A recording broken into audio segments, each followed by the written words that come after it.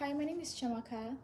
I recently wrote a poem for one of my bestest, closest friends. I dedicated this poem to her country because they're going through a very difficult political situation. She really likes the poem but she wanted my personal interpretation of it. So I just thought to make this video where I'll read out the poem and interpret basically every verse of what the poem is saying. So the title of the poem is The People Who Eat Fire, and I'm going to start reading it now. I know what hunger does to gentle people. I've seen their mouths filled with burning coal. It's not the kind of hunger that can be quenched, but the kind that scorches your mouth's roof, teaching your body to endure heat.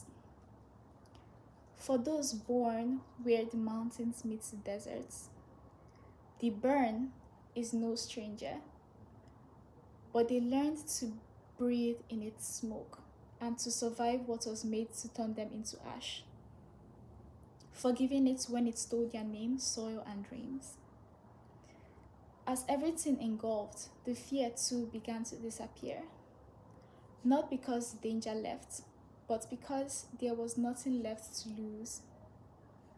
So they decided to eat the fire. In swallowing the flame, they didn't know that they were becoming harder to erase, retracing their memory to reclaim their destinies.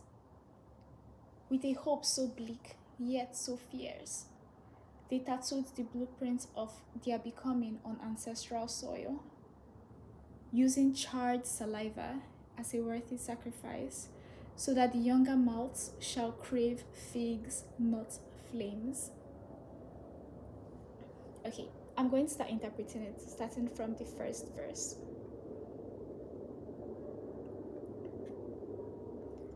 Now, at the very beginning, I said, I know what hunger does to gentle people. I made a very important decision to refer to the people that I'm talking to as gentle because it acknowledges the fact that their action isn't a product of violent nature. It's a product of cruelty experienced by the flames that is causing them to react. So when I say I know what hunger does to gentle people, I want people to be curious about what they're hungry for and what it takes to quench that hunger for them and why for so long that hunger hasn't been quenched. I mean, this is kind of like a lot to digest in the first line, but I also felt like it was so important to make this distinction in the first line because I know what hunger does to gentle people. Like, human nature is very interesting, but good people, when they're challenged, will have to, at some point, react. Now, I've seen their mouths filled with burning coal. This is to say that even in their reaction, there is still hurt that they're experiencing. So whatever their reaction is, it's not an ideal situation for them even. It's not something that they're doing out of like pleasure because they like the reaction that they're given. They understand the challenges and the consequences it's going to have on them. But they weigh the odds. What's the consequences and what could they potentially gain? You know, they could gain their freedom, they could gain their identity, they could gain their name, their soil. These are things that I would break down later in the later parts of this poem. Now, it's not hunger that can be quenched, but it's the kind that scorches your mouth's roof, teaching your body to endure heat. I basically said this, that, the act of them eating the fire has consequences on their physiological self, because like imagine eating fire, imagine filling your mouth with coals. But also it teaches your body to endure heat, meaning that it doesn't actually destroy them. It builds them to become indestructible in an interesting way. Also, the indestructibility is not just from them eating the fire. it had actually started from them experiencing being burned from the fire. And I say this in the second verse where I said, for those born where the mountains meet the deserts, the burn is no stranger. So they had essentially been living with the fire their whole life, that even before they ate the flames, they had become resistant to the flames, and that's why they were able to eat it. So this goes back to their resistance or their response to hunger as being a product of the cruelty that they experienced. Also, I do acknowledge that the difficulties that my friends, family, and country is dealing with is not something that is unique to her family and her country. I could think of a couple of regions. I could think of a couple of regions that are actually going through the same or similar issues as them. So instead of just mentioning her region, I really do want this poem to connect with those other people that are experiencing something similar. So I described her people as the people born where mountains meet the deserts. Because when I looked into these countries that are going through these situations, that's a landscape. I don't know, that's like a very interesting landscape that I found in common for like almost all of them. Like they have mountains, they have deserts, some have both mountains and deserts. So I just thought that it was an interesting way to both geographically and metaphorically describe the people dealing with this. Okay. Yeah, so those born between where the mountains meet the deserts, they are no stranger to the fire, right? That's understood. Then, but they learned to breathe in its smoke. So basically, they learned to breathe in the smoke. So at some point, the definition of survival was just being complacent. Being complacent is a form of survival. Resistance is also a form of survival. Right now, when they are eating fire, they are surviving by being resistant. But in the past, they had been surviving by just breathing in the smoke, right? Which is like being more complacent, being more, subtle, meek, a meeker reaction to abuse and, cruelty.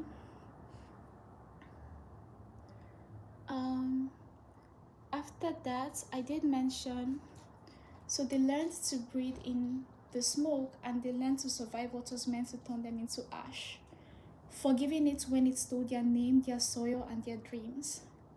Name, soil, and dreams are basically representations of identity, connection, and purpose. Because when you're living in a very hostile environment, you kind of lose yourself. You can't really express yourself in ways that you typically would. You can't dance possibly if there are laws preventing that, or you can't migrate to a different region if there are laws preventing that. You're losing your connection because, you're losing your connection to the soil because, the earth, you're connected to the earth, and the earth gives you freedom to do all these things. And when you can't live in your true identity, then you don't really know who you are. And when you don't really know who you are, you can't connect to yourself and you can't connect to your soil. And in the same way, that robs you of your dreams and of your purpose. But in the action of being complacent by breathing in the smoke, they were basically forgiving the oppressive power or the oppressive system for robbing them of these things that were very valuable to them. Okay, now let's go to the third verse. The third verse says, as everything engulfed, the fear too began to disappear. And I think this is an interesting point. It's an interesting checkpoint where complacency shifts to resistance. And you need to understand, why were they complacent? They're complacent because they don't want to lose more things. They've already lost so much, they don't want to lose more. But at this point, everything has been engulfed, or at least metaphorically, everything that they find valuable has been engulfed. And the fact that they are alive, but they still feel like everything has been engulfed, tells you that the most valuable thing to them isn't just them being alive, it's their sense of personhood. So at some point, to what extent do they lose their dreams, that they no longer feel like life is worth living? And to what extent do they lose their name or their identity, that they no longer feel like life is worth living? And to what extent do they, miss out on the connection that they have with their soil and to themselves and to their ancestors, that they feel like life, everything has actually been taken from them? And you see that the fear is based on not losing things. But if you've lost everything, then the fear is no longer there because there's nothing left to lose. And that's when complacency shifts to resistance. Now it says, as everything engulfed, the fear too began to disappear. Not because the danger left. Not because the danger left, but because there was nothing left to lose. So they decided to eat the fire. Exactly. So eating the fire here is basically like a metaphor for, challenging the oppressive system that they have been living in and they have been complacent in.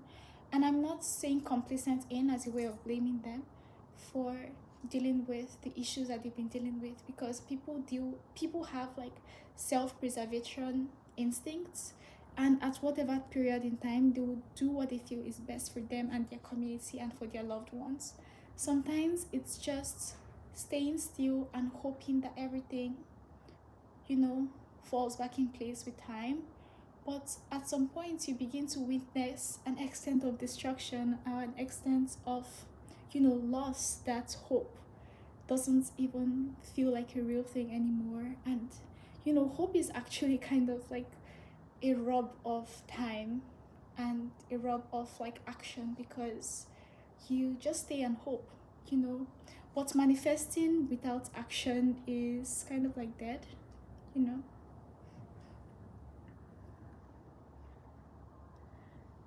Okay, now let's go to the next one. So they decided it's a fire. Now, in swallowing the flame, they didn't know that they were becoming harder to erase. Now, remember what I said about the measure between personhood and purpose, identity, and connection.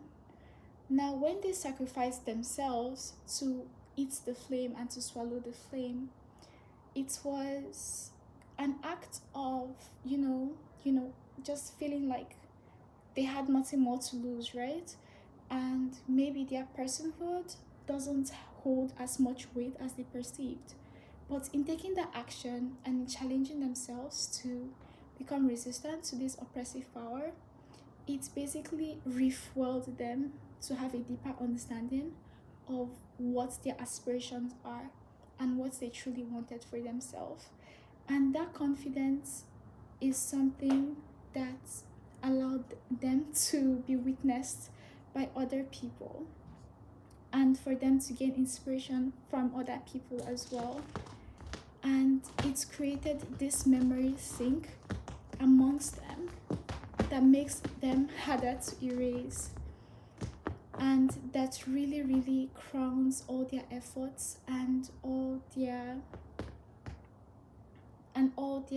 actions with, it's not like an immediate success, but it's really one step closer to giving them the freedom that they hope to receive.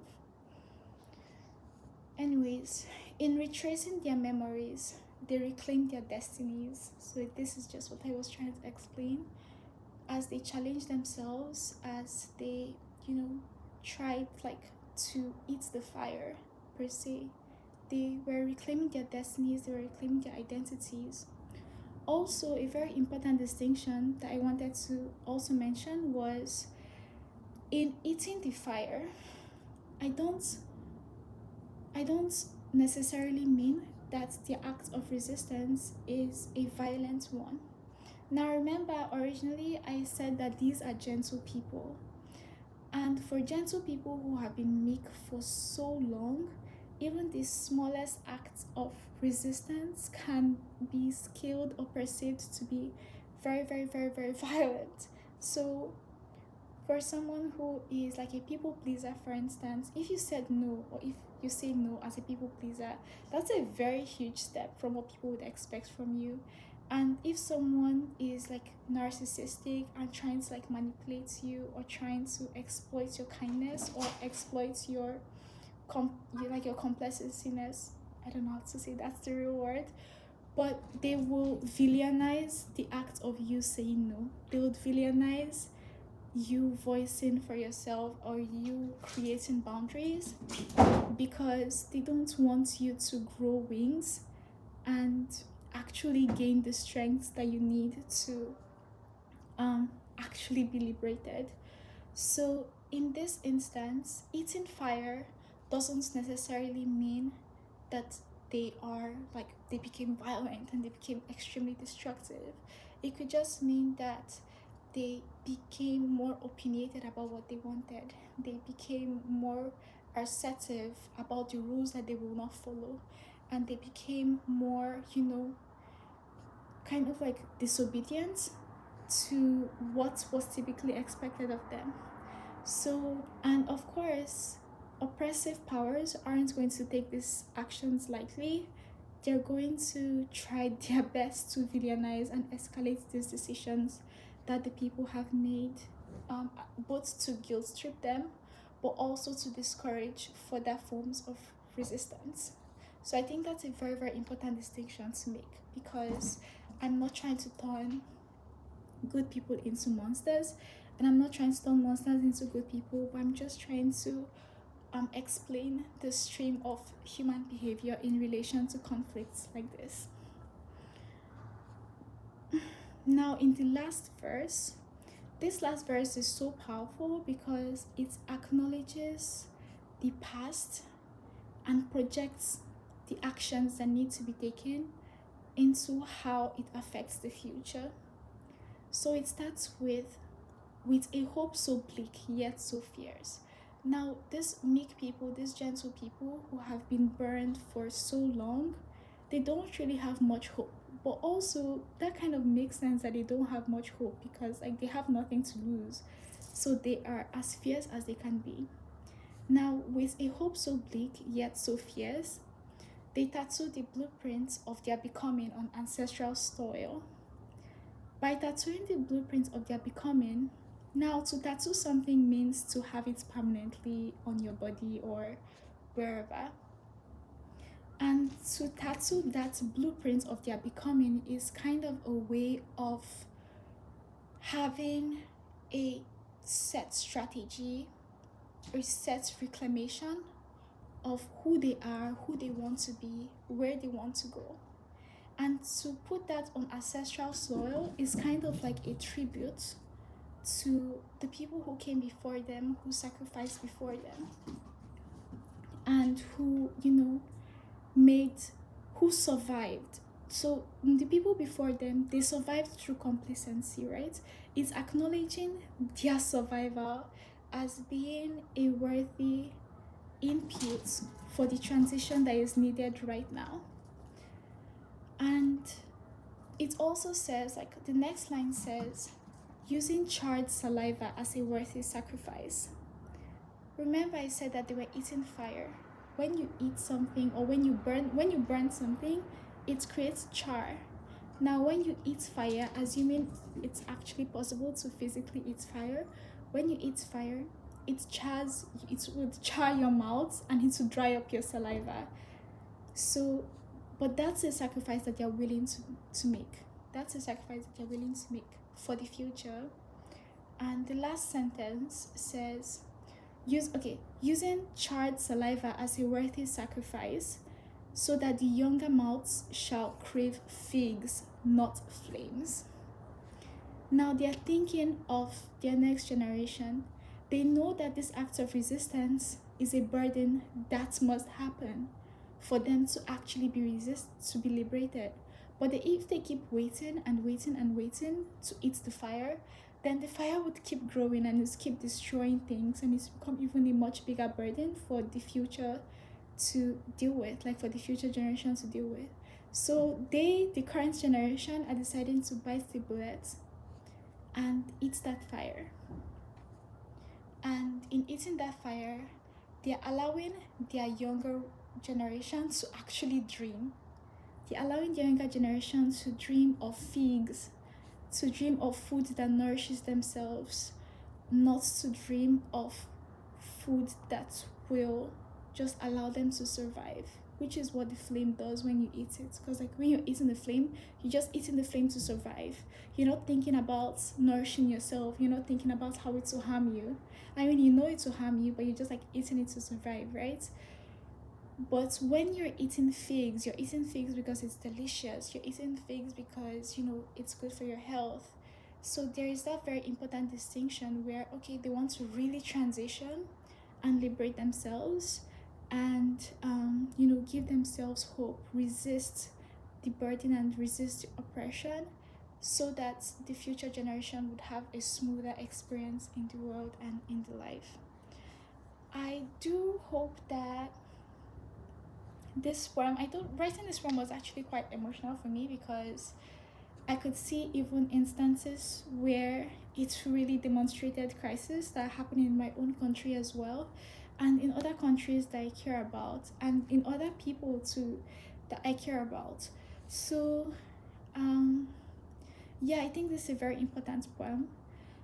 Honestly, I feel like there is some other interpretations that I probably didn't communicate here on the fly because I felt like I was saying so much things. For instance, one that comes to mind was getting the tattoo of their blueprint on ancestral soil is kind of like a covenant. It's kind of like a covenant because in covenants you kind of like draw blood, and in tattoos you also kind of draw blood. And honestly, blood is one of the strongest covenants ever. I don't know if anybody's a spiritual person, but I'm kind of like a spiritual person. So I think I know that blood covenants are very powerful. Even in the Bible, even in the Bible, blood covenants are so powerful. Even like the spiritual like worship, blood covenants are very powerful.